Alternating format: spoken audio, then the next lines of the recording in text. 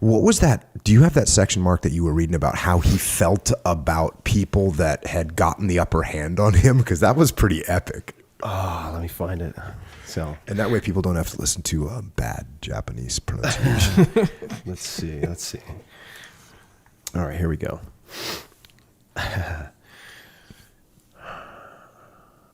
The adversaries he had, I'm not going to do as good a job of reading as Jocko. He's well practiced. Plus he has the audiobook voice of Jocko Willink. The adversaries he had defeated, even the ones he had killed or half killed, always disappeared from his mind like so much froth. But he couldn't forget anyone who got the better of him in any way, or for that matter, anyone in whom he sensed an overpowering presence. That was the line I underlined. Anyone in whom he sensed an overpowering presence. Men like that dwelt in his mind like living spirits, and he thought constantly of how one day he might be able to overshadow them. Yeah, that's deep right there, drive. And that's also ego issues, clearly. Oh, yeah. Those are people are hard to deal with. And unless you recognize that it's your own ego that's causing these problems. Because a lot of people are so intimidated by, I've seen that many times where, you get like a young SEAL that's a real badass and he's coming up, and there's some of the senior SEALs maybe that are also badass. Basically you get two alpha males in a room and it can be problematic. And unless one of them realizes, usually it's the old guy that realizes, hey, there's a young buck coming up. What I should do is trying to help him instead of trying to keep him down because I'm jealous. And that's what Musashi has, that attitude of, he doesn't care about the people that he beats. Yeah, he's like the Steve Jobs of samurai.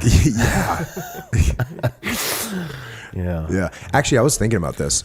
On your podcast, it would be awesome if you did like the Jobs book and you read parts of it and you thought about it. I think that'd be pretty cool.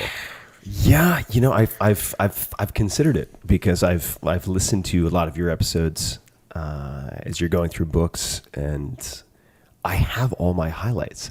Furthermore, and you saw this earlier, I showed you my index that I created for your book, the field manual.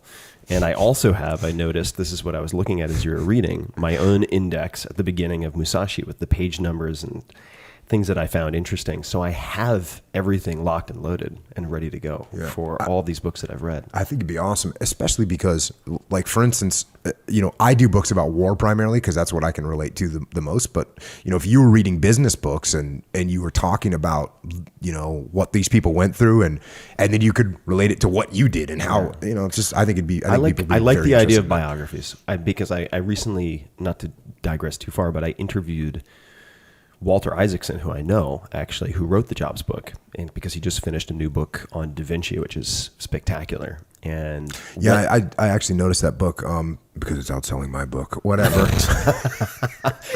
Walter, well, good for you, Walter. We're going to go off the rails for a second, but so every year or every time I have a book come out, there's Ina Garten, who writes cookbooks, Barefoot Contessa, who for whatever reason always comes out in the same week and then is just like lining the walls. She has her own walls in the bookstores. I'm like, how am I going to compete against walls? Yeah. I'm trying to get an end cap. And then also on Amazon, every time I have a book come out, literally every time, I took a screenshot of it a couple of weeks ago and I said, man, this book is so hardcore. It's so undefeatable. Giraffes Can't Dance. It's a children's book. Oh yeah, yeah. And it is always just slaying my books on Amazon. Fortunately, not the same category for the bestseller lists, but yes, biographies and going through those to tie in pieces would also be fun because I could compare my mindset and state.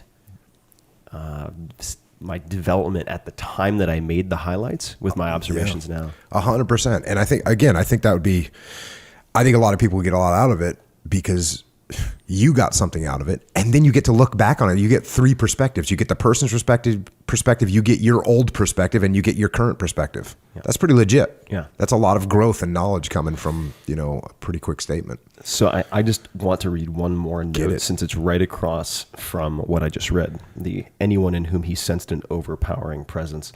And I don't have the full context here because I'm just looking at independent highlights, but it appears that Musashi has been approached by several men in some environment, and they're asking him questions. Small talk. Musashi wondered why they were taking up their time and his with their small talk. It became apparent that he would not find out unless he asked. So the next time there was a break in the conversation, he said, "Presumably you came because you have some business with me." I just love these lines. The dialogue is so awesome. Yeah. They feigned surprise at the very idea, but soon admitted that they had come on what they regarded as a very important mission. And then it goes on and on. Yeah. Yeah. It's so many good lines in there. So many good lines.